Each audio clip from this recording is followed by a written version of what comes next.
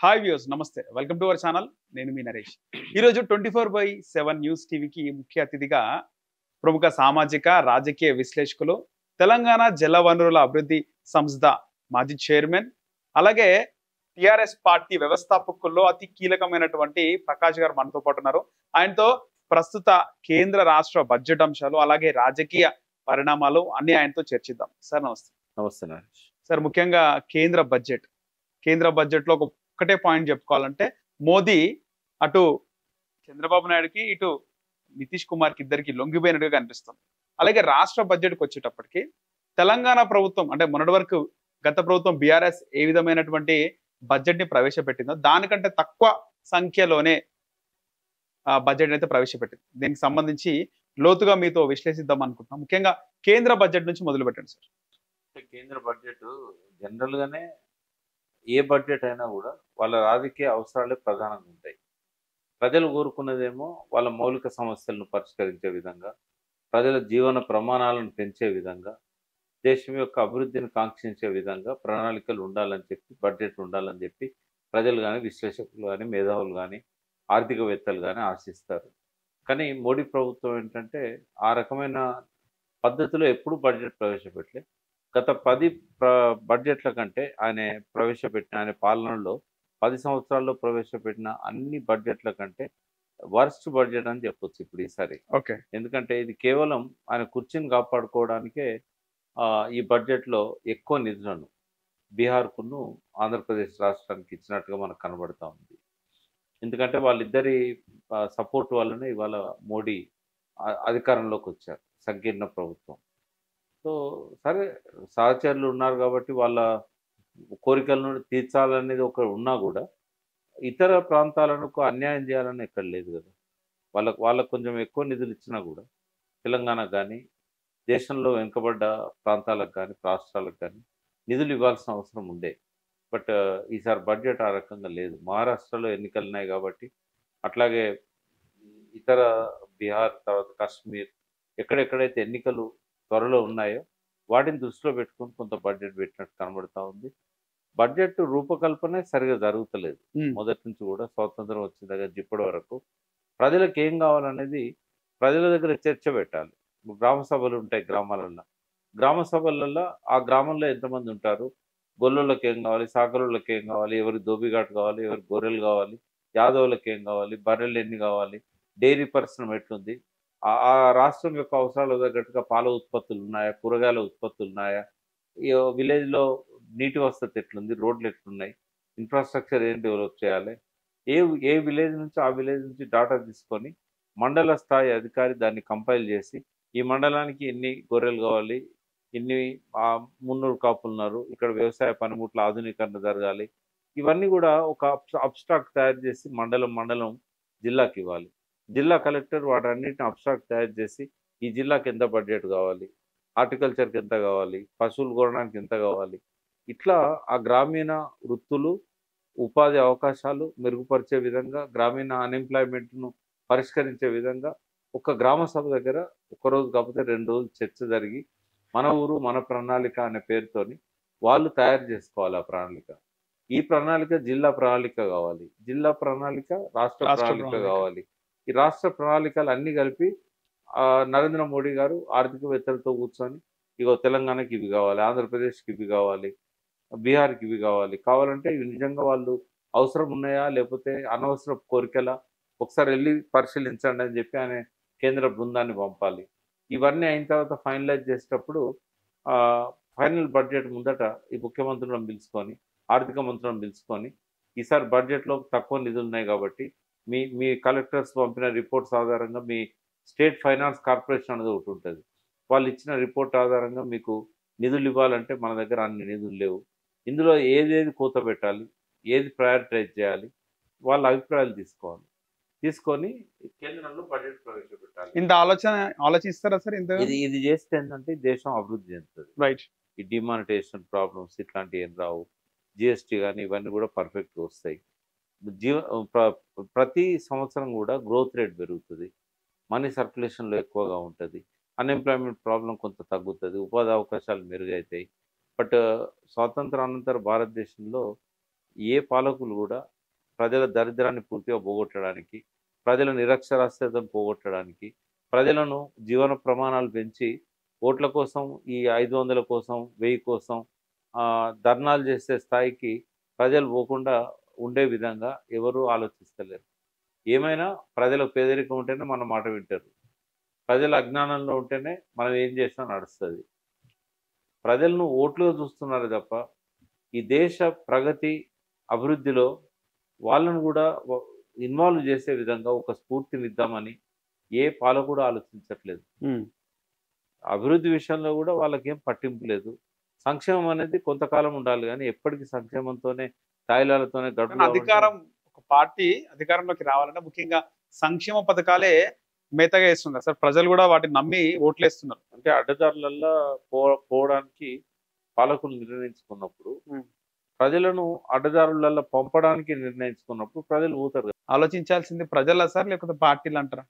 అంటే ఈ ప్రజల లోపల ఈ చైతన్యం నింపాలంటే ప్రభుత్వాలు చేయనప్పుడు సామాజిక కార్యకర్తలు చేయాలి.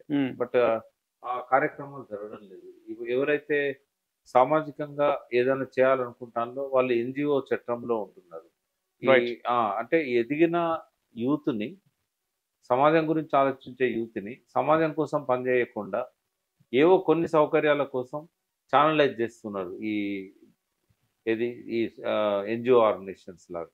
ఎన్జిఓలు అవసరమే, కానీ ఎదిగొచ్చిన క్రీము ఎన్జిఓ పరిధిలోనే పనిచేయకుండా ఈ సామాజిక విప్లవం కోసం కూడా, సాంస్కృతిక విప్లవం కోసం కూడా వాళ్ళు పనిచేయాలి. ఏ ప్రభుత్వాలు కూడా విప్లవాన్ని తీసుకురావడానికి ప్రయత్నం చేయవు.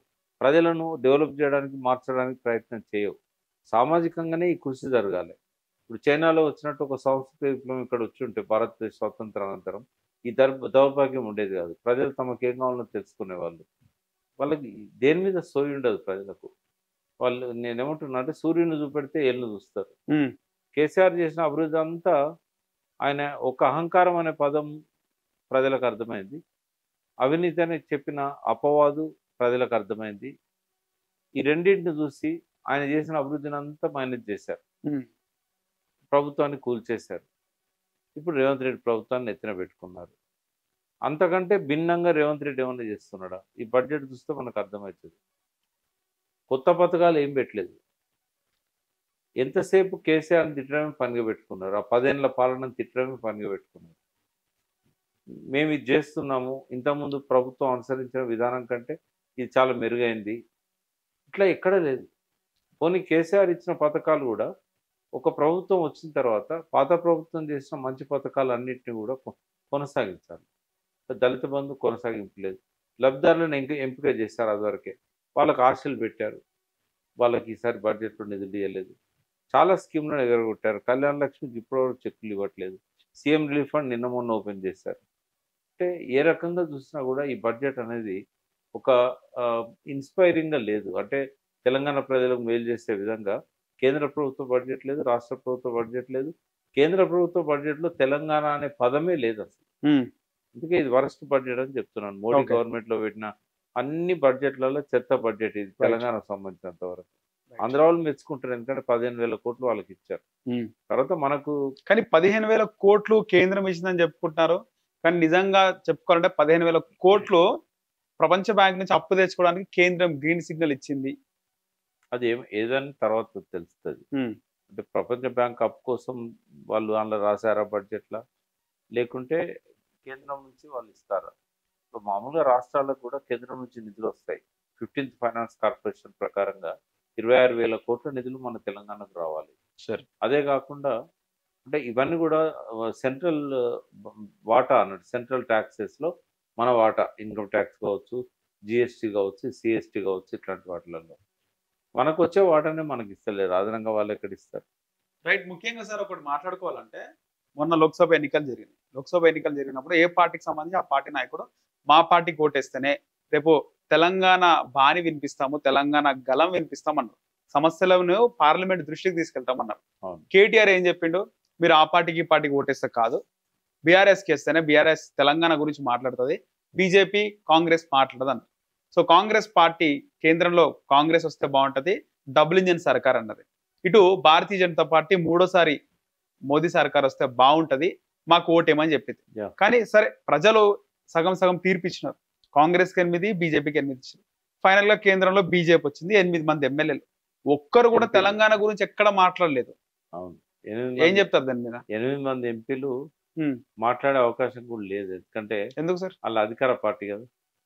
అధికార పార్టీలో కూడా ఏం మాట్లాడాలి? తెలంగాణకు నిధులు ఇవ్వలేదు. వాళ్ళ ప్రాంతం కోసం మాట్లాడితే ప్రజలు మెచ్చుకుంటారు, చరిత్రలో ఉంటారు కదా సార్. రేపు బడ్జెట్ పద్ధతుల మీద చర్చ జరిగినప్పుడు అడుగుతారు కావచ్చు. ఉమ్. కానీ వీళ్ళు చేయాల్సిన పని ఏమిటంటే గెలిచిన మరుక్షణం మోడీ గారిని ఒప్పించి రాష్ట్ర పునర్విభజన చట్టంలో ఆంధ్రప్రదేశ్ ఉంది, తెలంగాణ ఉంది. ఆంధ్రప్రదేశ్కు నిధులు ఇచ్చినప్పుడు తెలంగాణ కూడా ఇవ్వాలి. ఇక్కడ కూడా రాష్ట్ర పునర్విభజన చట్టంలో ఏవైతే పెట్టారో అందులో ప్రధానంగా గిరిజన యూనివర్సిటీ ఉంది, బయ్యారం స్టీల్ ఫ్యాక్టరీ ఉంది, దాంతోపాటు కాజీపేట కోచ్ ఫ్యాక్టరీ ఉంది.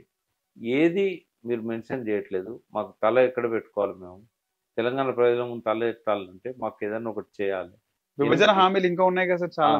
విభజన హామీలు చాలా ఉన్నాయి. ఉమ్. 8 మంది ఎంపీలను గెలిపించినందుకు మాకు 8,000 కోట్లను ఇవ్వకపోతే ఎట్లా? ఏది లేదు. అసలు వాళ్ళ వైపు నుంచి మౌనమే సమాధానం. వీళ్ళు కూడా ఎక్కడ కూడా వాళ్ళని ఎండగడతలేరు. కాంగ్రెస్ ముఖ్యమంత్రి కానీ, కాంగ్రెస్ మంత్రులు కానీ, లేదా బీఆర్ఎస్ నాయకులు కానీ. అంటే వీళ్ళ వరకు ఏంటంటే ఒక స్టేట్మెంట్ ఇచ్చి ఊరుకున్నాడు రేవంత్ రెడ్డి. కుర్చీ బచావ్ కోసం చేసిండు అది. అది నిజంగా అన్ని రాష్ట్రాలను సమదృష్టితో చూడాల్సిన ప్రధానమంత్రి. కేసీఆర్ పైన పోరాడినట్టు మోదీ పైన పోరాడడం కష్టమా సార్ రేవంత్ రెడ్డి? వాళ్ళ ఇంటర్నల్ రిలేషన్షిప్స్ ఎట్లున్నాయో మనకు తెలియదు. ఒక అభద్రతా భావంలో ఉంటాడు ఇప్పుడు రేవంత్ రెడ్డి. ఎన్నడూ తనను దించేస్తారు. ఓకే. అప్పుడు ఇతర పార్టీలు తనకు దగ్గర కావడానికి ఏం చేయాలి, ఇతర పార్టీలలో ఎమ్మెల్యేలను తనదికి ఎట్లా తెచ్చుకోవాలి, ఈ స్ట్రాటజీస్లలో ఉంటాడు ఆయన. దానివల్ల ఎవరికి నష్టం, ఎవరికి లాభం సార్? ఆయన సీట్ కాపాడుకోవడం ఆయనకు అవసరం కదా. ఓకే. ఇంకో 10 ఏళ్ళు ఆయన ఉండాలనుకుంటాడు ఆ సీట్లో. కాబట్టి ఆయన ఆలోచనలన్నీ ఫస్ట్ ప్రయారిటీ దాని చుట్టే ఉంటుంది. ఉండే అవకాశం ఉందా సార్ రేవంత్ రెడ్డి 10 ఏళ్ళు? అంటే చాలా గట్టి మనిషి. ఎందుకంటే ఒక మామూలు స్థాయి నుంచి మంత్రి కూడా కాకుండా ముఖ్యమంత్రి అయిండు. ఒక 100 ఏళ్ళు దాటిన పార్టీకి రావడమే ఒక వర్కింగ్ ప్రెసిడెంట్గా వచ్చాడు. అనంత కాలంలోనే ఆయన ఆ పార్టీకి ప్రెసిడెంట్ అయ్యిండు. అంటే ఇవాళ దేశంలో కాంగ్రెస్ అన్ని రాష్ట్రాల్లో బలహీనంగా ఉంది. ఓన్లీ కర్ణాటక అండ్ తెలంగాణ, ఈ 2 రాష్ట్రాలే వాళ్ళకు పెట్టని కోట. సో ఇక్కడ నుంచి ఆయన కేంద్ర నాయకత్వానికి కూడా అన్ని రకాలుగా చేదోడు వాదోడుగా ఉన్నాడు. కాబట్టి రేవంత్ రెడ్డిని దిగిపోతాడా, దించేస్తారా అని చెప్పడం కష్టం. కానీ నా దృష్టిలో ఏంటంటే ఒక 4-5 ఇయర్స్లో, అంటే ఆయన 5 ఏళ్ళు పూర్తి చేయాలి కదా. కాంగ్రెస్లోనే ఒక ముసలకం పుట్టి ఈ 5 ఏళ్ళు పూర్తి చేయకుండా ఆయన ఆపే ప్రమాదం అయితే వర్గపూర్ ఉందంటారు. వర్గపూర్ అనేది ఎప్పుడు ఉంది సార్. బయటికి ఎక్కడ చూసినా కూడా మా ముఖ్యమంత్రి 10 ఏళ్ళు ఆయనే ఉంటారు సీటు పైన అని బట్టి విక్రమార్క కానీ, లేదా కోమటిరెడ్డి కానీ, లేదా ఉత్తమ్ కుమార్ రెడ్డి కానీ మాట్లాడుతుంటారు కదా. ఎక్కువగా కోమటిరెడ్డి మాట్లాడుతున్నాడు. రాజకీయవాదులు మాటలు నమ్మద్దు ఎప్పుడు. వాళ్ళు ఇప్పుడు లోపల ఇంకా సేపట్లో వెన్నుపోటు పొడిచే వ్యక్తి కూడా మరో నిమిషం వరకు ఆయనతోనే ఉంటాడు. ఆయనకు అనుకూలంగానే మాట్లాడతాడు. మా వెన్నుపోటు పొడిచిన తర్వాత తెలుస్తుంది మనకు. అంతేనా సార్? అన్ని అంతర్గతంగా ఉంటాయి కుట్రలన్నీ కూడా. దినదిన గండం 100 ఏళ్ళ ఆయుష్ రేవంత్ రెడ్డి పాలన. అంతే. ఆయనకి ముప్పు ఉందంటారు ఖచ్చితంగా. అంటే మనకి ఎట్లా తెలుస్తుంది ముప్పు ఉన్నది అనేది? అంటే 64 సీట్లు వచ్చిన తర్వాత, 65 సీట్లు కూడా వచ్చిన తర్వాత ఎందుకు ఇతర పార్టీ ఎమ్మెల్యేలను తీసుకుంటాడు? అంటే పార్టీని, ప్రభుత్వాన్ని కూలజోస్తా అన్నారు కదా సార్. అంటే ఆ నమ్మాల్సిన అవసరం ఉంది. కులదోసే శక్తి ఉందా బీఆర్ఎస్? లేదు కదా. ఎట్లా కులదోస్తుంది? నిజంగానే బీఆర్ఎస్కి ఒక్కడో ఇద్దరు ఎమ్మెల్యేలు, 5 ఎమ్మెల్యేలు అవసరం ఉంటే కులదోచ్చు. కానీ గ్యాప్ అనేది చాలా బయటకు ఉంది కదా. బయట గ్యాప్ ఉన్నప్పుడు కులదోదు. రాజకీయాలు ఎప్పుడు ఏదైనా మారచ్చు కదా సార్. ఇంకా మారడానికి ఏమున్నది? టీఆర్ఎస్కి అయితే కొత్తగా ఎమ్మెల్యేలు రాదు కదా. వేరే పార్టీలకు వెళ్ళి అయితే ప్రతిపక్ష పార్టీలకు రాదు. ఇళ్ళ నుంచి పోకుండా కాపాడుకోవాలి ఆయన రేవంత్ రెడ్డి. కేసీఆర్ నుంచి పోకుండా కేసీఆర్ కాపాడుకోవాలి. ఎంత ప్రయత్నం చేసినా పోయేవాళ్ళు పోతూనే ఉన్నారు కదా. ఒక 6 మొదలు వేళ్ళు, తర్వాత ఇంకో 4 వేళ్ళు, ఇంకొకరు వేళ్ళు, 10-11 చేరిన సంఖ్య. 10 మంది పోయినారు. 10 మంది వేళ్ళు. ఈ 10 మందిని కాపాడుకోలేకపోయిండు. ఇంకో 10 మంది లైన్ లో ఉన్నారని చెప్తున్నారు. 39 వచ్చినాయి సార్ కేసీఆర్ కి. ఒక 8 బీజేపీకి వచ్చినాయి. 47 అంటే ఎంఐఎం ఉంది. ఎంఐఎం కలిసినా కూడా 54-55 వరకు వస్తాయి. అంటే గవర్నమెంట్ ను పడగొట్టే శక్తి ఇంకొక 6 వచ్చినా కూడా అంటే బీఆర్ఎస్ లేదు గవర్నమెంట్. లేదు. శక్తి లేకపోవడం ఇంటర్నల్ గా ఉంటుందా సార్ ఇది? ఇంటర్నల్ కూడా అంటే ఇప్పుడు ఎగ్జాంపుల్ బల ప్రదర్శన అసెంబ్లీలో చేయాలంటే ఒకవేళ బీజేపీ బహిరంగంగా బీఆర్ఎస్ కి సపోర్ట్ ఇచ్చినా ఇంటర్నల్ గా ఎంఐఎం సపోర్ట్ తీసుకునే అవకాశం ఉంటుందా? అంటే జనరల్ గా ఎట్లుంటుంది అంటే కొంతమంది ఆబ్సెంట్ అవుతారు. ఆబ్సెంట్ అయినప్పుడు ప్రజెంట్ సభలో ఎంతమంది ఉన్నారో అందులో మెజారిటీ ఓకే, అదే మెజారిటీ. అదొకటి జరగవచ్చు. లేదా బహిరంగ కూడా మద్దతు చేయొచ్చు. ఓకే. కాంగ్రెస్ బీజేపీకి లోకల్ రాజకీయాలను దృష్టిలో పెట్టుకొని బహిరంగంగా ఇచ్చినా ఇవ్వచ్చు. ఎందుకంటే ఇప్పుడు నెక్స్ట్ ఎలక్షన్ వాళ్ళ టార్గెట్. నెక్స్ట్ ఎలక్షన్ లో బీజేపీ థర్డ్ ప్లేస్ లో ఉంది. మన పార్లమెంట్ ఎన్నికల్లో వచ్చిన ఓట్లను చూసి అది బలం అనుకుంటే పొరపాటు. అది కేసీఆర్ ఫీల్డ్ లో లేడు కాబట్టి, అంటే ఐదర్ అధికార పార్టీలో లేడు, ప్రతిపక్ష పార్టీలో కూడా లేడు, అంటే కూటమిలో. ఈ రెండు కూటమిల మధ్య లేకపోయేసరికి ప్రజలు దాన్ని సీరియస్ గా తీసుకోలేదు. సార్ మీరు కేసీఆర్ అత్యంత సన్నిహితంగా చాలా ఏళ్ళు ఉన్నారు. టీఆర్ఎస్ పార్టీ పెట్టకముందు నుంచి కూడా మీరు ఆయనతో ఉన్నారు. ఆయన మెంటాలిటీ, ఆయన రాజకీయ వ్యూహాలు, స్ట్రాటజీ అంతా కూడా మీకు తెలుసు. అలాంటి కేసీఆర్ ఓడిపోయిన తర్వాత బిడ్డ అరెస్ట్ కు ముందు ఏమైనా ఆలోచించిండొచ్చా మళ్ళీ కేంద్ర రాజకీయాల్లోకి తిరగాలి అని చెప్పేసి? అట్లేం లేదు. అంటే ఓడిపోగానే సైలెంట్ అయిపోవడం బిడ్డ అరెస్ట్ కి సంబంధం. ఒకవేళ బిడ్డ అరెస్ట్ కాకుండా ఉంటే కేసీఆర్ కేంద్ర రాజకీయాల్లో, అంటే ఎగ్జాంపుల్ ఆయన ఈ తెలంగాణనే కాకుండా వేరే దాంట్లో తిరిగింటే, వేరే రాష్ట్రాల్లో ప్రచారం చేసింటే ఎట్లా ఉంటుండే పరిస్థితి? లేదు. ఆయన ఎలక్షన్ ఓడిపోగానే ఇక వేరే రాష్ట్రాలకు పోవడం అనేది సరైనది కాదని నిర్ణయానికి వచ్చాడు ఆయన. కాబట్టి బిడ్డ అరెస్ట్ చాలా తర్వాత అయింది. ఆయనకు దానికి సంబంధం లేదు అసలు. అంటే కేసీఆర్ బిడ్డనే కాపాడుకోలేదు, అట్లా రాష్ట్రాన్ని ప్రజల్ని ఏం కాపాడుతాడు? పాలిటిక్స్ లో అట్లా ఉండదు కదా. ప్రజలు అనుకుంటారు కదా సార్, అట్లా అనుకోరు. అదే అనుకున్నారు అనిపిస్తుంది ప్రజలు. లేదు. ఓటమి అందుకే కారణం కదా సార్? ప్రజలు అట్లా అనుకోరు. ఎందుకంటే కవిత అరెస్ట్ అయింది ఎప్పుడు? అసెంబ్లీ ఎన్నికలు అయిన తర్వాత. అవును సార్. కాబట్టి ఆ అరెస్టుకును ఈ ప్రజలు అనుకోవడానికి ఏం సంబంధం లేదు. ప్రజలకు నచ్చంది కేసీఆర్ లో ఏంటంటే, ఒకటి వాళ్ళు అసహించుకుంటున్న ఎమ్మెల్యేలకు తనే మళ్ళీ టికెట్లు ఇవ్వడం అనేది వాళ్ళకి నచ్చలేదు. రెండవది లాస్ట్ 5 years కానీ అంతకుముందు కానీ చాలా మందికి అపాయింట్మెంట్ ఇవ్వక, ఇంటర్వ్యూస్ ఇవ్వక అందరూ కేసీఆర్ నోన్ చేసుకున్నారు. చాలా పెద్ద ఎత్తున గౌరవించింది. అటువంటి వ్యక్తి ఏకపక్షంగా కలవకపోయేసరికి కొద్దిగా అఫెండ్ అయింది. తర్వాత తను తీసుకున్న కొన్ని నిర్ణయాలు కూడా వాళ్ళకి నచ్చలేదు. ఈటెల రాజేందర్ని బయటికి పంపిన పద్ధతి కానీ ఇతరత్ర. ఇక ఫైనల్గా వాళ్ళు డిసైడ్ చేసుకున్నారు, ఈసారి మాత్రం పార్టీ మారుద్దాం, వేరే వాళ్ళకు ఓటేద్దాం అని చెప్పి డిసైడ్ చేసుకున్నారు. వాళ్ళ మనసులో ఏంటంటే కాంగ్రెస్ పార్టీ అనేది తెలంగాణ ఇచ్చింది కాబట్టి ఒకసారి ఇచ్చి చూద్దాం వాళ్ళకు కూడా. ఇది ప్రధానంగా జరిగింది. మీకున్న అవగాహన ప్రకారం కేసీఆర్ మంత్రులకు కానీ, ఎమ్మెల్యేలకు కానీ, గద్దర్ లాంటి ప్రజా యుద్ధ నౌకకు కానీ ఇలాంటి వాళ్ళకి ఎందుకు సార్ అపాయింట్మెంట్ ఇవ్వకుండా ఆయన ఎందుకు అట్లా డిలే చేసింది? బిజీగా ఉంటాడు బాగా ఆయన. ఒకటేమో బిజీగా ఉండడం, ఇంకోటి ఆయన మైండ్ లో ఎప్పుడు ఒక స్పిరిచువల్ థింకింగ్ అనేది ఉంటుంది. అంటే ఫామ్ హౌస్ నుంచి బయటికి రాని బిజీ సార్? ఫామ్ హౌస్ అనేది నేను దాన్ని అంగీకరించా. ఆయన ఫామ్ పోయేది ప్లానింగ్ కోసం పోతాడు. ఎట్లా ప్లాన్ చేసుకోవాలి, ఇక్కడ నుండి చేయొచ్చు కదా సార్? చేయరాదు, ఎందుకంటే అడుగడుగున డిస్టర్బెన్స్ చేస్తారు అని ఒక డిఫరెంట్ లీడర్ ఆయన. ఆయన మనం మిగతా లీడర్లతో కంపేర్ చేసి చూడకూడదు. అయితే ఆయన ప్లానింగ్ చేసుకోవచ్చు, ఆయన ఏకాగ్రత కోసం ఎక్కడికైనా పోవచ్చు. కానీ ఆయన కలవకుండా దూరంగా పెట్టడం అనేది ఏదైతే ఉన్నదో ఆయన చేసిన పెద్ద తప్పది. రెండోసారి ఎన్నికల్లో గెలిచిన తర్వాత ఇంకా నాకు తిరుగులేదు, ప్రజలంతా నాతో ఉన్నారు, 88 సీట్లు ఇచ్చారు అని ఏదైతే ఆయన ఇవన్నీ మనసులో పెట్టుకొని కొంతమందిని పక్కబెట్టే ప్రయత్నం చేశాడు. మొట్టమొదటి ఉదాహరణే ఈటెల రాజేందర్కి, హరీష్ రావుకు మంత్రి పదవి ఇవ్వలేదు. తర్వాత ఎంపీ టికెట్లు ఇచ్చేటప్పుడు నమ్మించి గొంతు కోసిండు. ఎవరికి? వివేక్కి, తర్వాత జితేందర్ రెడ్డికి. అప్పటిదాకా ఆయన ఎంబడి పెట్టుకొని మాట మాత్రం చెప్పలేదు మీకు టికెట్ ఇవ్వట్లేదని. నువ్వు ఇవ్వవు కదా, కనీసం వేరే పార్టీలో పోవడానికైనా మొదలు చెప్పాలి కదా. ఆ పార్టీలు టికెట్ డిక్లేర్ చేశాక బీఫామ్ లాస్ట్ డే రోజు రేపనంగా అప్పుడు వాళ్ళకి టికెట్లు ఇవ్వకుండా రాజకీయ నిరుద్యోగం. నేను కేసీఆర్ గారి ఫాల్ కి మొదటి కారణం హరీష్ రావు, రాజేందర్ని పక్కకు పెట్టడం. రెండో కారణం ఈ వివేక్ ని, జితేందర్ రెడ్డి లాంటి వాళ్ళని పక్కన పెట్టడం. ఎందుకు సార్ మైండ్ సెట్ ఏముంటుంది? ఎందుకు అట్లా ఆలోచించిన వాళ్ళ గురించి? అంటే ఆయనకు అంటే కేసీఆర్ వ్యక్తిగత విశ్లేషణ చేయాలంటే చాలా టైం పడుతుంది. ఎందుకంటే ఆయన ఒక డిఫరెంట్గా ఆలోచిస్తారని చెప్పాను కదా. ఎదుగుతున్న వాళ్ళను, ఎదిగిన వాళ్ళను ఎంకరేజ్ చేయడు కేసీఆర్. చేయడు. అది ఆయన ఆయన తీసుకున్న లైన్ అది. ఓకే. సో అందుకని వివేక్ అప్పటికే ఎంపీ ఉన్నాడు కదా సార్ వివేక్. అంటే దళితులలో ఒక ఉన్నత శిఖరం లాగా ఎదిగిన వ్యక్తి వివేక్. వివేక్ రేపు ఎప్పుడైనా దళిత ముఖ్యమంత్రి అయ్యే అవకాశం ఉంటే వివేక్ ఉంటుంది. ఫైనాన్షియల్ గా స్ట్రాంగ్ ఉన్నాడు. ఆయన చేతిలో పత్రిక ఉంది, ఆయన చేతిలో ఎలక్ట్రానిక్ మీడియా ఛానల్ అది, రీడింగ్ ఛానల్ అది. కేంద్రంలో కూడా కాంటాక్ట్స్, కేంద్రంలో బాగా కాంటాక్ట్స్ ఉన్నాయి. కాంగ్రెస్ వాళ్ళతో బాగా సహకారం తీసుకోగలిగిన శక్తి ఉంది. ఇవన్నీ ఉన్నాయి. జితేందర్ రెడ్డి కూడా అంతే. మోడీ గారు జితేందర్ రెడ్డి గారు బాగా సన్నిహితులు. మోడీ గారి ఇంట్లోనే మన జితేందర్ రెడ్డి గారి ఇంట్లోనే ఒకప్పుడు చిన్న అవుట్ హౌస్ లో మోడీ గారు ఉండేవారు. ఒక ఎంపీ క్వార్టర్ లో చిన్న పని మనుషులు ఉండే ఒక చిన్న క్వార్టర్ లో మోడీ గారు ఉండేవారు. ఎక్కడ సార్ అది? ఢిల్లీలో 90s లో. అప్పుడు ఆయన బీజేపీ నుంచి గెలిచారు.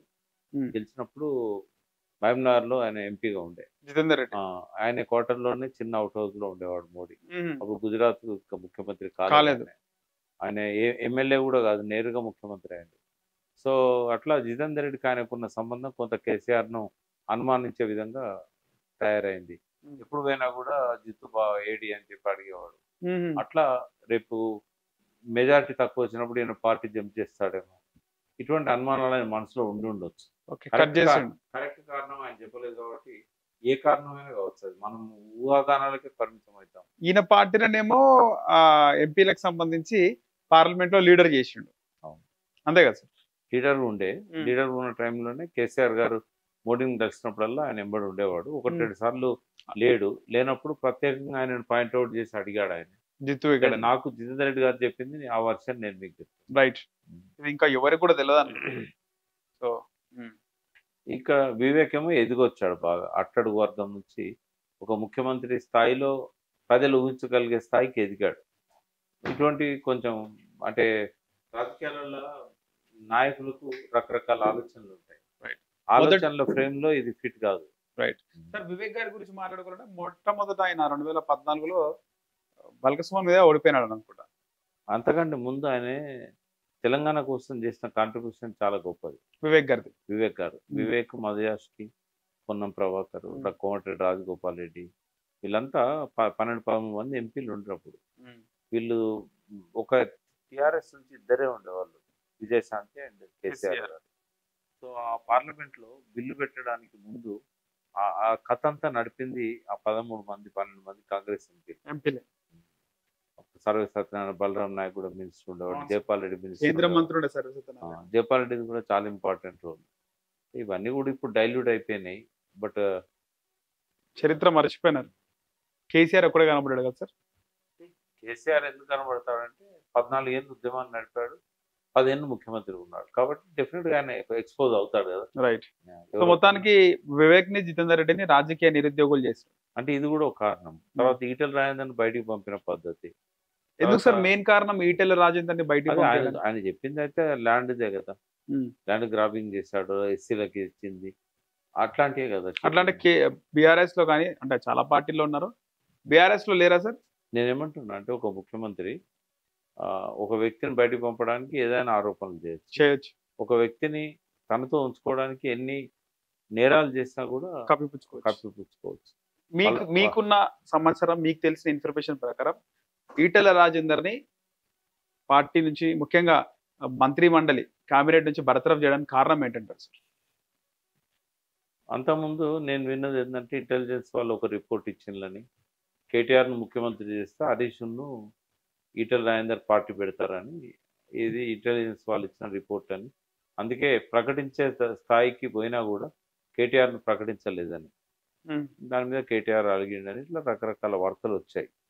అదే కారణం కావచ్చు. ఓకే. 2018 తర్వాత నిజంగా మీరు అన్నట్టే 6 నెలల్లో కేటీఆర్ ని ముఖ్యమంత్రి చేస్తాడు కేసీఆర్ అనేది విన్నాం. చేయాల్సిందే. ఓకే. చేస్తే ఇవాళ ఈ పరిస్థితి ఉండదు. ఇంటెలిజెన్స్ రిపోర్ట్ ప్రకారం హరీష్ రావు, ఈటెల రాజేందర్, అది వాస్తవం కాదు నాకు తెలిసి. ఎందుకంటే ఇద్దరు నాకు సన్నిహితులు. ఈటెల రాజేందర్ కి హరీష్ రావుకి మంచి సాన్నిహిత్యము.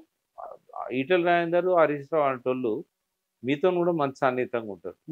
వాళ్ళు రిలేషన్షిప్ అంటే ఏందో వాళ్ళకి తెలుసు. ప్రజలందరితో మంచిగా ఉండే వ్యక్తి. ఒక అపోజిషన్ లీడర్ వచ్చినా కూడా పనులు చేసి పెడతారు. ముక్కు మందేలో వచ్చి చారిటీ అడిగినా డబ్బులు ఇస్తారు. సో వాళ్ళకున్న ఫాలోయింగ్ వేరు. ఈటల రాజేందర్ నేనే జాయిన్ చేసిన టీఆర్ఎస్ లో, టిఆర్ఎస్ లో. ఎంకరేజ్ చేశాను. నా దగ్గరికి 2 సార్లు వచ్చాడు ఉమ్, నన్ను కేసీఆర్ కు పరిచయం చేయమని. ఉమ్, సో ఫైనల్ గా మాధవసానాచారి నేను ఇద్దరం కూడా ఆయన రావడానికి ఇంపార్టెంట్. అయితే ప్రజలలో అభిమానం ఉన్న నాయకులు వీళ్ళు, ఈటల వీళ్ళిద్దరు. కానీ హరీష్ గాని. మొన్న కూడా ఒక కార్యక్రమంలో ఇద్దరు కూర్చొని లంచ్ చేస్తున్నారు, ఎక్కడైనా ఉంటారు హరీష్ రావు ఈటెల రాజేందర్. ఉంటారు.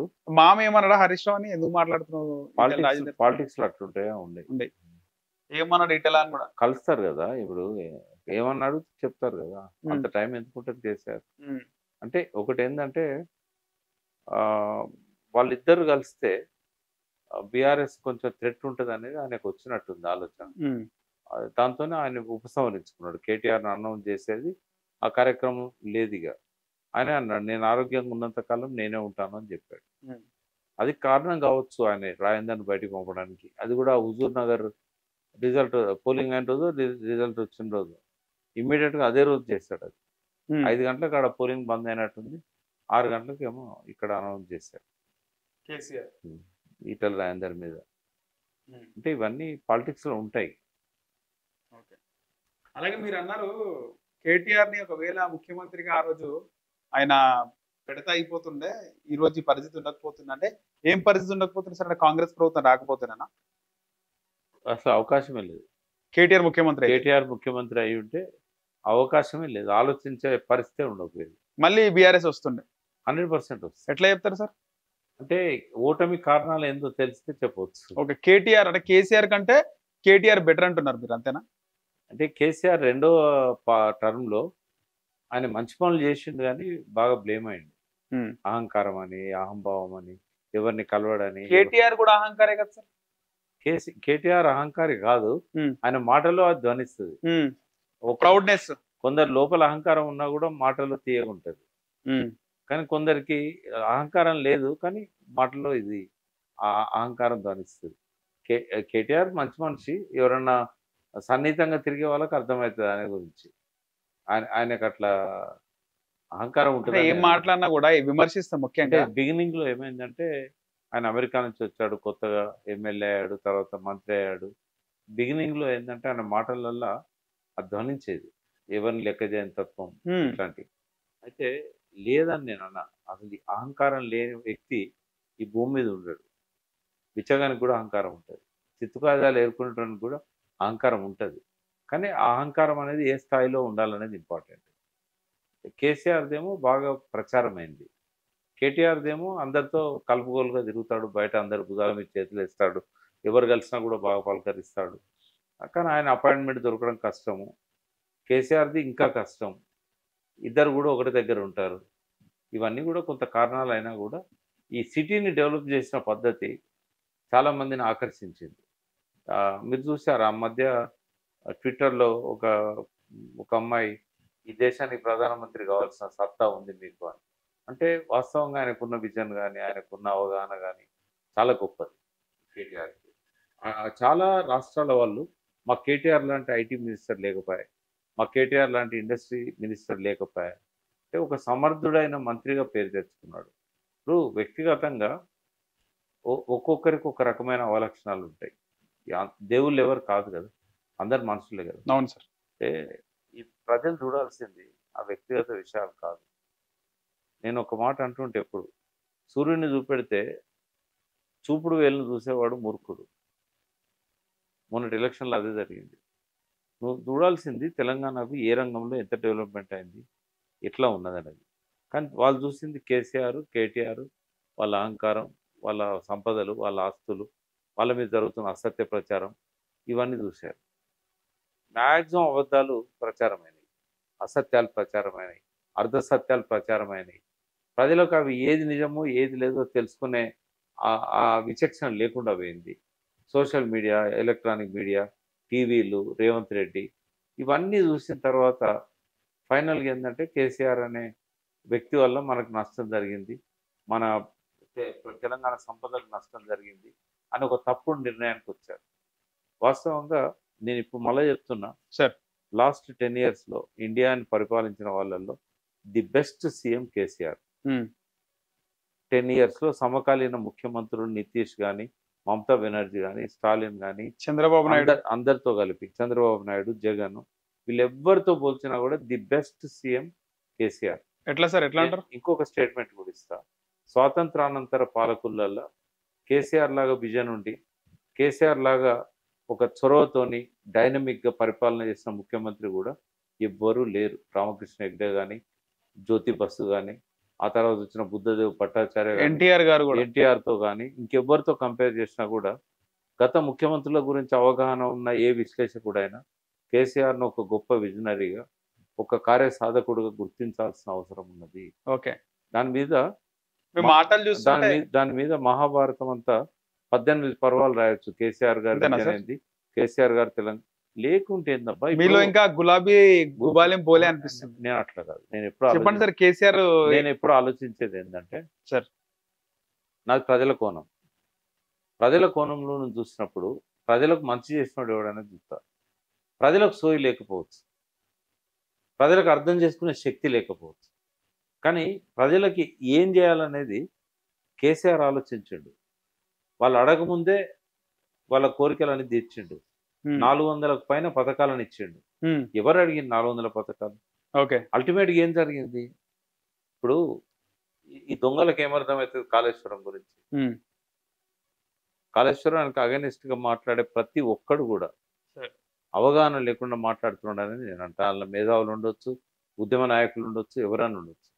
కాళేశ్వరం అర్థం చేసుకున్న వాళ్ళకు కాళేశ్వరం ఒక జీవధార, తెలంగాణకు వేరే దిక్కు లేదు అనేది అర్థమవుతుంది. కానీ వీళ్ళకి ఎంతసేపు కేసీఆర్ మీద విషం కక్కాలి, కాళేశ్వరం మీద విషం కక్కాలి, ఇది మనసులో పెట్టుకున్నప్పుడు ఇంకా వాళ్ళు ఎందుకు ఆలోచిస్తారు? పాజిటివ్గా ఎందుకు ఆలోచిస్తారు? కాళేశ్వరం అనేది ఒక గొప్ప ప్రయత్నం. ఇప్పటికీ ఎప్పటికీ ఇంకా 100 ఏళ్ళైనా కూడా మనకు దిక్కు అదే తెలంగాణ. రెండవది ఏంటంటే ఆత్మహత్యలు ఎట్లా జరిగేదో వీళ్ళకి మర్చిపోయింది. అంటే మన కుటుంబాల్లో జరగకపోవచ్చు కదా, కానీ ఊరికి సంవత్సరానికి 10 పీనుగలు వెళ్ళినాయి కదా. దుబాయ్, బొంబాయి, బొగ్గుబాయ్ ఆ బతుకులు ఎట్లుండే, వలస బతుకులు ఎట్లుండే. మహబూబ్నగర్ వాళ్ళు 10 లక్షల మంది, 14 లక్షల మంది వలస పోయేటోళ్ళు కదా. నల్గొండ వాళ్ళు 5-6 లక్షల మంది వలస పోయేటోళ్ళు కదా. ఇప్పుడు వలసలు పోతాంలా తెలంగాణకు వలసలు వస్తానే. ఎక్కడ చూసినా జలకళ కనబడతా ఉండేది, చెరువులన్నీ నిండి ఉండేది. పాడైన చెరువులన్నీ బాగు చేశాడు, ఇంటింటికి మంచినీళ్ళు ఇచ్చాడు, ఇంటింటికి కరెంట్ ఇచ్చాడు. అంటే ఇవేవి కనబడవు ఆ ప్రజలకు. తెలంగాణ సపరేట్ అయినప్పుడు సంక్షేమ పథకాలు, తిండికి లేని వాళ్ళకి ఇవాళ 2000 రూపాయలు పెన్షన్ ఇచ్చాడు. అంటే రాజశేఖర రెడ్డి, చంద్రబాబు నాయుడు ఎంత ఇచ్చారు? 150, 200. అంటే ఏది కనబడదా? ఒక అహంకారమే కనబడుతుందా? ఒక అహంకారాన్ని దృష్టిలో, ఓట్ల కోసం ఒక అహంకారాన్ని దృష్టిలో పెట్టుకొని అంత మంచి ముఖ్యమంత్రిని వదులుకుంటారు. కేసీఆర్లో ఒక మనిషి దేవుడేం కాడు కదా. దేవుళ్ళకే తప్పులున్నాయి కదా వెతకాలంటే. నీ రాముల్లో ఒక తప్పులున్నాయి, నీ కృష్ణుల్లో తప్పులున్నాయి. ఇద్దరు కూడా ఏం చేయలేక ఆత్మహత్యలు చేసుకున్నారు, రాముడు కానీ కృష్ణుడు కానీ. నేనేమంటున్నా అంటే ఒక మామూలు మనిషి ఒక 10 ఏళ్లలో 50 ఏళ్ళ విధ్వంసం నుంచి తెలంగాణను పునర్నిర్మాణం చేయడానికి రాత్రింబగలు కష్టపడి పంట పొలాలకు నీళ్ళిచ్చి, ఇంటింటికి కరెంట్ ఇచ్చి, ఇంటింటికి తాగునీరు ఇచ్చి, సంపద పెంచి 59,000 కోట్ల ఆదాయాన్ని 2 లక్షల కోట్లు దాటించి, భారతదేశంలోనే ఎక్కడో 29వ స్థానంలో ఉన్నదాన్ని తలసరి ఆదాయంలో నంబర్ 1గా తీసుకొచ్చి, జిఎస్డిపిని పెంచి, సర్వీస్ సెక్టర్లో 75 లక్షల కోట్ల నుంచి 2 లక్షల కోట్లకు ఎగుమతులను పెంచి, 25,000 కొత్త ఇండస్ట్రీలను తీసుకొచ్చి, 1,60,000 ఉద్యోగాలు ఇచ్చి, 15 లక్షల ఎకరాలకు సాగునీరు అందేదాన్ని 85 లక్షల ఎకరాలకు పెంచి, 45 లక్షల టన్నుల వడ్లు పండే కాడ 3 కోట్ల టన్నులు పంపించి ఏం తప్పు చేసిండు కేసీఆర్? నీకు పెన్షన్లు ఇచ్చి తప్పు చేసిండా? రైతు బంధు ఇచ్చి తప్పు చేసిండా? రైతు భరోసా పేరుతో ఇవాళ వాళ్ళు ఏం మోసం చేస్తున్నారు? రైతు బీమా ఇచ్చి తప్పు చేసిండా? ప్రతి ఒక్కరిని చూసుకున్నాడు కదా. ఎందుకు దించాల్సి వచ్చింది? ఇప్పుడు అర్థమవుతుంది. శిక్ష పడాల్సిందే. సరే, అహంకారానికి కాంగ్రెస్ ఎమ్మెల్యేలను, టీడీపీ ఎమ్మెల్యేలను తెచ్చుకున్నందుకు కేసీఆర్ శిక్ష పడితే అదే శిక్ష రేపు రేవంత్ రెడ్డికి పడుతుంది. అంతే అంతే సార్. మీరు అన్నారు కేసీఆర్ లాంటి, అంటే ఇండిపెండెన్స్ వచ్చిన తర్వాత, స్వాతంత్రం వచ్చిన తర్వాత ఇంతవరకు కేసీఆర్ లాంటి విజనరీ ముఖ్యమంత్రి లేరు. నందమూరి తారక రామారావు గారు అంటే ఏం చేసిండు నందమూరి వేరే తారక రామారావు? వేరే రాష్ట్రాల్లో ఏం పక్క చేసిండు పెడితే నందమూరి తారక రామారావు? ముఖ్యంగా కూడు గూడు గుడ్డ అంటారు. గని కాదబ్బా. ఆ, ₹2 సంక్షేమ ఆహా, పథకాలకు లేదు, లేదు. సంబంధించి అది ₹2 కిలో బియ్యం. అది ఎన్టీ రామారావు పెట్టింది కాదు, చాలా మంది తెలియదు. ఉమ్. ఆ తమిళనాడులో స్టార్ట్ అయింది అన్నాదురై మన దగ్గర అయితే ఎన్టీ రామారావు గారు పెట్టినారు కదా సార్. పెట్టిండి. ఏమైంది దానివల్ల? అంత ముందు కూడా ఇచ్చారు కదా. పేదవాళ్ళకు అన్నం లేకుండా అలమటిస్తున్న వాళ్ళు ఈ రోజుకున్నారు, ఆ రోజు ఎంతో మంది ఉండొచ్చు కదా సార్. ఇంకా నేను అనేది ఎంతకాలం ఇవ్వాలి అది 1980 టైంలో కదా సార్. ఎంతకాలం ఇవ్వాలి స్కీమ్? ఏ స్కీమ్ అయినా ఏ పథకం అయినా తాత్కాలికంగా ఉండాలి, పర్మనెంట్ గా ఉండకూడదు. అంటే ఇక బతికినంత కాలం వాళ్ళు నీ ₹1 బియ్యం దీన్ని బతకాలనా? వాళ్ళు ఎందుకు ₹10 సంపాదించే శక్తిని ఇవ్వవు? ₹20 బియ్యం కొనుక్కునే శక్తి వాళ్ళకి ఇవ్వచ్చు కదా, జీవన ప్రమాణాలు పెంచవచ్చు కదా. సంక్షేమ పథకాల్లో భాగంగా సార్ ఇచ్చింది. సంక్షేమ పథకాలు అనేటివి కొంతకాలం పాటు ప్రజలను వాళ్ళ కాళ్ళ మీద నిలబడేదాకా సహాయం చేసేటి, కానీ జీవితాంతం వాళ్ళని దరిద్రంలో ఉంచేటి కావు కదా. బిచ్చగాళ్ళు కావాలన్నా ప్రజలు? అవసరానికి తగ్గట్టుగా వాళ్ళు ఎదిగేటట్టుగా వాళ్ళకు సపోర్ట్ ఇవ్వాలి. ఇక జీవితం అంతా నేను భుజం మీద వేసుకుంటా వాడిని నడవని అంటే వాడిని నడకెట్లా వస్తుంది, ఎన్నడు రావాలి? ఓకే. అయినా ఎన్టీఆర్ పీరియడ్ లో సంక్షేమ పథకాలు మంచి మంచి పథకాలు పెట్టినారని చెప్పి అందరూ అంటే నేను అనేది అది ఇప్పుడు కాలక్రమంలో ప్రతి రాష్ట్రంలో అంటే స్వార్థం లేకుండా రాజకీయం చేసిండు, వారసత్వం లాంటి రాజకీయం చేయలేదు. రాజకీయాల్లో వారసత్వం కూడా ఉంటదా అని చెప్పి ఆయన్ని చాలా సార్లు మాట్లాడడం జరిగింది. మరి ఆయన కొడుకులు మంత్రులు ఎందుకు ఆయనలు, ఆయన అల్లుళ్ళు ఎందుకు? ఎక్కడైనా సార్ మంత్రులు ఎవరు కాలేదు. దగ్గుబాటి ఆయన అంటే అల్లుడు కొడుకులు కాలేదు కదా. అల్లుడు కొడుకులు ఎమ్మెల్యేలు అయింది కదా. అంతే, ఎమ్మెల్యేలు అయినా. ఎమ్మెల్యే అంటే నేను అనేది ఆయన చేతిలో లేదు అది. నేను దానికి కూడా వ్యతిరేకం. కొడుకుగా పుట్టినంత మాత్రాన భారత రాజ్యాంగం ప్రకారం వాడిని పోటీ చేసే హక్కు లేదు, వానికి మంత్రి అయ్యే హక్కు లేదు. అది పిచ్చి వాదన. అది కొడుకులు రావద్దు, వారసత్వ ప్రూవ్ చేసుకోవాలి కదా సార్, అట్లా అంటున్నారు. నేను ప్రూవ్ అవుతుంది ఎట్లయినా. రేవంత్ రెడ్డి మొన్న అన్నాడు, నేను మా అయ్య తీసుకొచ్చి నన్ను మంత్రి చేయలేదు, ఎమ్మెల్యే చేయలేదు, మంత్రి. కొంతమంది అట్లా అవుతారు, కొంతమంది ఇట్లా అవుతారు, కానీ అది అనర్హత కాదు. చంద్రబాబు గారి విషయానికి వస్తే ఎట్లుంటుంది సార్? ఆయన ముఖ్యంగా ఏదైతే ఆ రాష్ట్రంలో రాజధాని హైదరాబాద్, పంజగుట్ట, ఈ అమీర్పేట వరకే పరిమితం అయిపోయింది. హైటెక్ సిటీ వరకు మంచి హైటెక్ సిటీలో సైబర్ టవర్స్ కట్టి రోడ్ల విస్తరణ కానీ, అమీర్పేటలో ఇరుకిరుకుగా ఉన్న రోడ్లను విస్తరించిండు, ఒక విజన్ ప్రకారమైన అభివృద్ధి చేసినాడు అని చెప్పి. ప్రతి ముఖ్యమంత్రి కూడా కొన్ని మంచి పనులు చేస్తారు, ప్రతి ముఖ్యమంత్రి కూడా కొంత విజన్ ఉంటుంది. రాజశేఖర రెడ్డి ఏమో రైతుల కోసం, రూరల్ తెలంగాణ కోసం పనిచేశాడు, రూరల్ ఆంధ్రప్రదేశ్ కోసం ఎక్కువ పనిచేశాడు. చంద్రబాబు ఎక్కువ అర్బనైజేషన్ కోసం పనిచేశాడు. కేసీఆర్ అర్బన్ రూరల్ రెండింటిని కూడా సమానంగా చూసుకున్నాడు. వ్యవసాయాన్ని, ఇటు సంక్షేమాన్ని, అటు అభివృద్ధిని అన్ని కూడా సమపాలలో చూసుకున్నాడు. ఒక ముఖ్యమంత్రిలో ఇన్ని రకాల మంచి లక్షణాలు ఉన్న వాళ్ళు లేరు. అంటే ఒకటేంటంటే అహంభావం అనేది ఆయన వ్యక్తిగతం. ఆయన కొంతమందిని కలవకపోవచ్చు, కొంతమంది పిలవకపోవచ్చు. అంటే విశేష జనబాహుల్యానికి, అశేష ప్రజానీకానికి దానివల్ల ఏం నష్టం వచ్చింది? ముఖ్యంగా జిల్లాలు కూడా కాదు సార్, జిల్లాలకు సంబంధించి జిల్లాలు కూడా అభివృద్ధి చెందినాయి తెలంగాణ వచ్చిన తర్వాత. ఏది చెందలేదు చెప్పు నాకు. నేను అనేది ఏంటంటే లాస్ట్ 57 years లో ఏ రాష్ట్రంలో అయినా 9 ఏళ్ళు 9.5 ఏళ్ళ అందులో కోవిడ్ కూడా 2 ఏళ్ళు తీసేస్తే ఇంత అభివృద్ధి జరిగిందా? ఏ రాష్ట్రంలో? నిరుద్యోగులు అట్టే ఆవేశంతో పోయిళ్ళు, కానీ 10 ఏళ్లలో సమకాలీన భారతదేశంలో ఏ రాష్ట్రంలోనైనా 1,60,000 ఉద్యోగాలు ఇచ్చిన వాళ్ళు ఉన్నారా? మన దగ్గర ఏంటంటే ఆగం ఎక్కువ. చెప్పుకోవడంలో విఫలమైనారా సార్ కేసీఆర్? చెప్పుకోవడంలో విఫలం కావడం ఒకటి.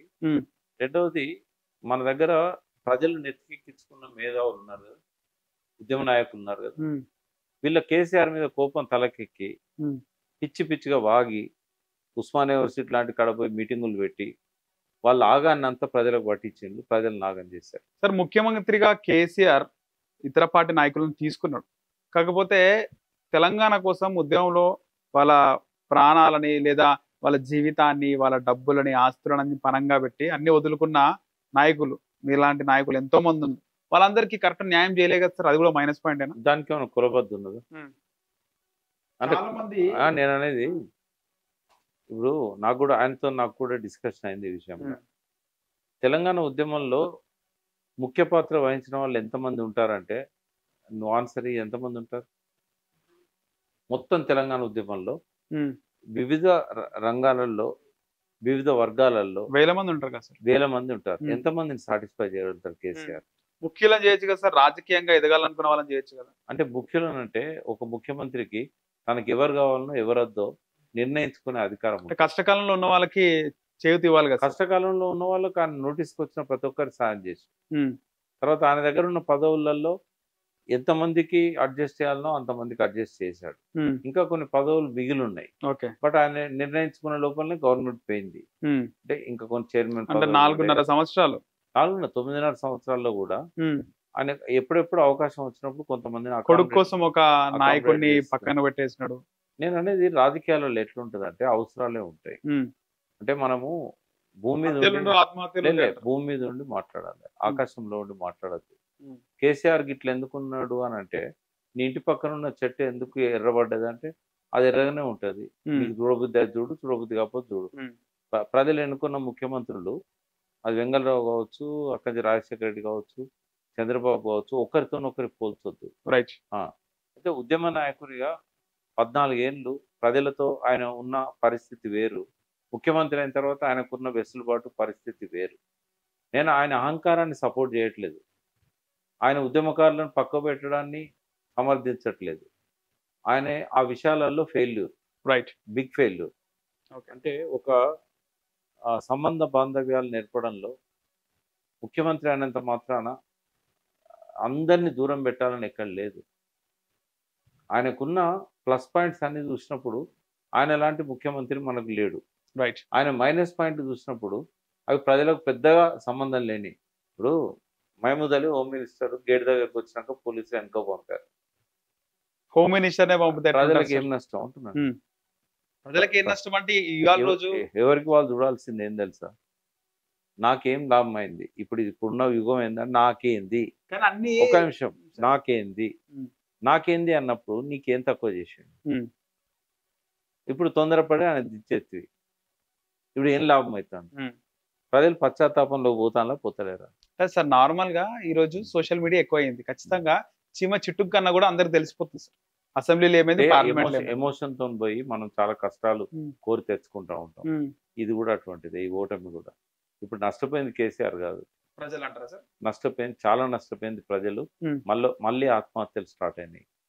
నేత కార్మికులు ఎవ్రీడే చనిపోతా ఉన్నారు, రైతులు ఎవ్రీడే చనిపోతా ఉన్నారు, నిరుద్యోగులకు వాళ్ళు పెట్టుకున్న ఆశలు వమ్మైపోయినాయి. రేవంత్ రెడ్డి మీద ఊరూరా తిరిగి కాంగ్రెస్ కోటేమని వెనకాల హరీష్ రావు కేటీఆర్ ఉన్నారంటారు. నిరుద్యోగులు వెనకాల ధర్నాలు చేపిస్తూ నిరసనలు నిరాహార దీక్షలు చేపిస్తున్నారు. ఆ ప్రతిపక్ష నాయకులు కదా, తప్ప ఏమన్నా ఉంటే అదివరకు రేవంత్ రెడ్డి ఉంటే తప్పలేదు, కానీ ఇప్పుడు హరీష్ కేటీఆర్ ఉంటే తప్ప? వాలంటీర్గా వాళ్ళు చేస్తలేరు, నడిపిస్తుంది రాజకీయ నాయకులు. వాళ్ళు తక్కువ చేస్తున్నారు. ఇంకా కేటీఆర్ హరీష్ రావు చాలా తక్కువ చేస్తున్నారు. నిరుద్యోగం మొత్తం అన్ని జిల్లాల్లో ఉన్న నిరుద్యోగులంతా దగ్గర పోయి రెచ్చగొట్టి ప్రభుత్వం ముందట ధర్నాలు ఇష్టం వచ్చినట్టుగా రోడ్డు ఆపడము ఇట్లాంటివన్నీ చేయించాల్సి ఉండే. ఎందుకంటే ఇంకా కనువిప్పు కావాలి, ఇంకా భ్రమలలో ఉన్నారు నిరుద్యోగులు. అట్లా చేస్తలేరు, ఇంకా చేయాల్సినంత చేస్తలేరు. ఎందుకంటే ప్రతిపక్షంలో ఉన్నారు వాళ్ళు. ప్రతిపక్షంలో ఉన్న వాళ్ళు ప్రజల కష్ట సుఖాలలో భాగం అవుతారు. రేవంత్ రెడ్డి చేయలేదా? అక్కడ పోయి మల్లన్న సాగర్ వాళ్ళతో ధర్నాలు చేయలేదా? తప్పేమున్నది? వాళ్ళు ప్రతిపక్ష నాయకులు కదా. ఉత్తమ్ కుమార్ రెడ్డి చేస్తే నీకు అబ్జెక్షన్ ఉండాలి, సీతక్క చేస్తే అబ్జెక్షన్ ఉండాలి, మరి వీళ్ళిద్దరు చేస్తే ఎందుకు అబ్జెక్షన్ ఉండాలి? ప్రజలు హర్షించాలి, చప్పట్లు కొట్టాలి. సరే సార్, ముఖ్యంగా ఇంకొక అంశం సార్, తెలంగాణలో రాజకీయ వాక్యూమ్ ఉంది. ఇక్కడ మళ్ళీ తెలంగాణలో పుట్టిన తెలుగుదేశం పార్టీ మళ్ళీ పుంజుకోవాలి, యువ నాయకత్వాన్ని నేను తీసుకుంటాను, చదువుకున్న వాళ్ళకి అవకాశాలు ఇస్తా అని మొన్న జూలై 7న చంద్రబాబు నాయుడు వచ్చి మాట్లాడడం జరిగింది. ఎన్టీఆర్ జాతీయ పార్టీ కదా, ఇక్కడ వాళ్ళ ఫాలోయింగ్ లేదా? టీడీపీలో తెలుగుదేశం పార్టీ టీడీపీ తన ఓట్ బ్యాంక్ తనకుంది, బీసీలలో ఒక పట్టు ఉంది వాళ్ళకు. ఏ పార్టీలు బీసీలను పట్టించుకుంటలేవు. బీసీలను వీళ్ళు పట్టించుకోకుండా ఇట్లే వదిలేస్తే మళ్ళీ టీడీపీ వైపు బీసీలు చూస్తారు. కొంత ఆంధ్ర ఇన్ఫ్లుయెన్స్ మళ్ళీ పెరుగుతుంది అని చెప్పి తెలంగాణ వాదులలో కొంత ఆందోళన మొదలవుతుంది. కొంతమంది టీఆర్ఎస్ మళ్ళీ బలోపేతం చేయడానికి కలిసి వస్తారు. కానీ అంత మాత్రాన టీడీపీని నామరూపాలు లేకుండా చేస్తాము అని అనుకోవడం తప్పు. గతంలో చంద్రబాబును చూపెట్టి అధికారంలోకి వచ్చినట్టుగా టీడీపీని చూపెట్టి మళ్ళీ అధికారంలోకి రావాలనుకుంటే సాధ్యం కాదు. కాదు. రెండోది ఏంటంటే ఓట్లు చీల్స్తాయి, అంటే కాంగ్రెస్ ఓట్లు చీలిపోతాయి, కాంగ్రెస్ వ్యతిరేక ఓటు. ఆ చీలిపోవడం వల్ల అడ్వాంటేజ్ కాంగ్రెస్కి వస్తుంది. మళ్ళీ 10 ఏళ్ళు కాంగ్రెస్ అధికారంలో ఉంటుంది. అంతేనా సార్? టీడీపీ, బీజేపీ, జనసేన ఒక కూటమిలాగా వచ్చినట్టయితే ఖచ్చితంగా ఓట్లు యాంటీ ఇన్కంబెన్సీ అనేది డివైడ్ అవుతుంది. మళ్ళీ డివైడ్ అయినప్పుడు అధికార పార్టీకి 35% వచ్చినా కూడా వాళ్ళే అధికారంలోకి వస్తారు. మళ్ళీ తెలుగుదేశం పార్టీ వస్తుంది, ఆంధ్ర పార్టీ, చంద్రబాబు నాయుడు పెత్తనం పెరుగుతుంది అనేది ఆ వాదనకు కొంత బలం చేకూరుతుంది. ఉమ్, కానీ అది ఒక్కటే అధికారంలోకి తీసుకురాదు కేసీఆర్.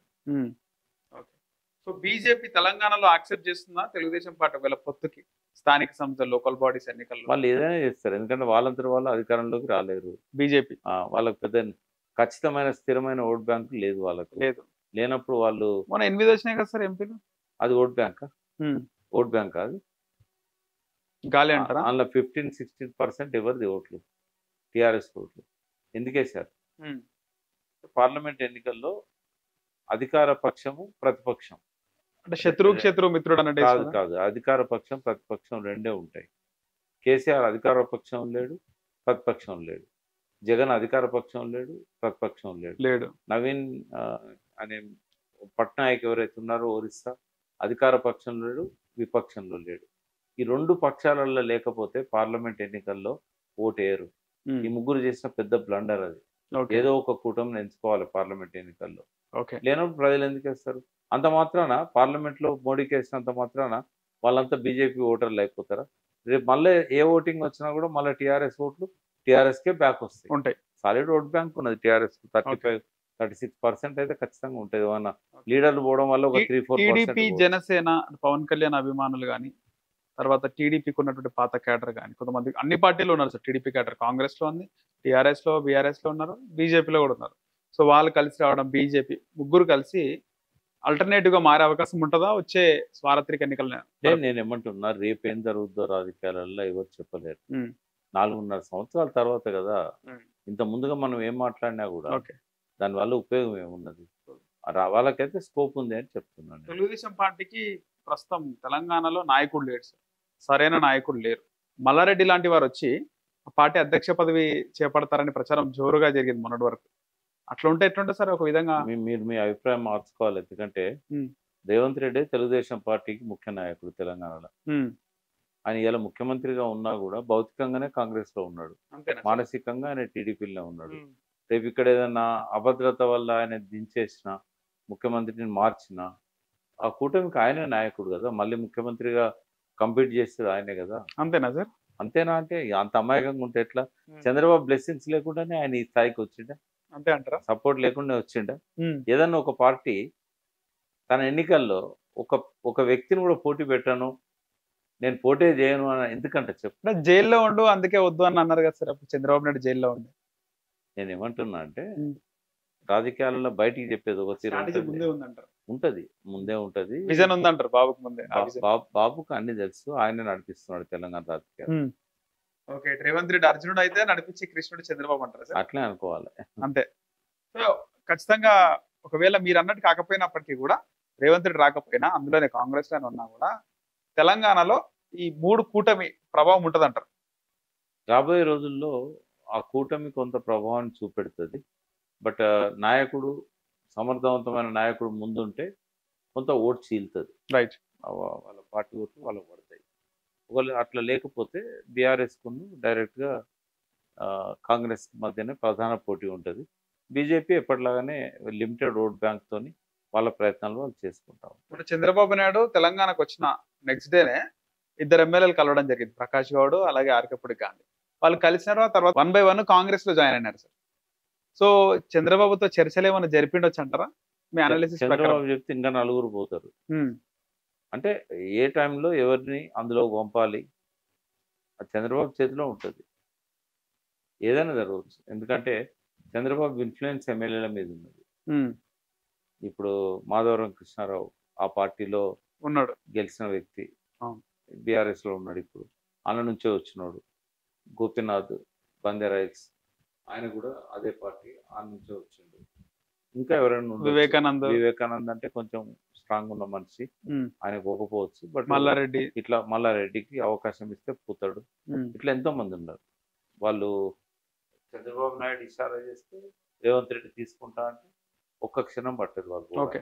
సో ఓవరాల్ గా చంద్రబాబు నాయుడుకి మంచి టైం వచ్చిందంటారా సార్? ఇప్పుడు ఆయన కేంద్రంలో చక్రం దింపుతున్నాడు, తెలంగాణలో కూడా చక్రం ఆయన దింపుతున్నాడు. ఆయన మొత్తం లైఫ్ లో ఉమ్, ఇది ఒక ఉజ్వలమైన సమయం ఇది టైం. ఆ టైం. ఎందుకంటే ఆయన అనుకున్నవన్నీ సాధించగలుగుతాడు. ఆంధ్రప్రదేశ్ను రాబోయే 5 ఏళ్లలో అద్భుతంగా పైకి తీసుకురాగలుగుతాడు. అమరావతి కంప్లీట్ చేస్తాడు, పోలవరం కంప్లీట్ అవుతుంది. ఇంకో 5 ఏళ్ళు కూడా ఆయన ముఖ్యమంత్రిగా ఉంటాడు. ఆయన కానీ ఆయన పెట్టిన మనుషులు కానీ ఎవరినైనా పెట్టవచ్చు. ఏది ఉన్నా కూడా ఇప్పుడు అనేది నడుస్తున్నది. Okay, right sir, thank you sir, ధన్యవాదాలు.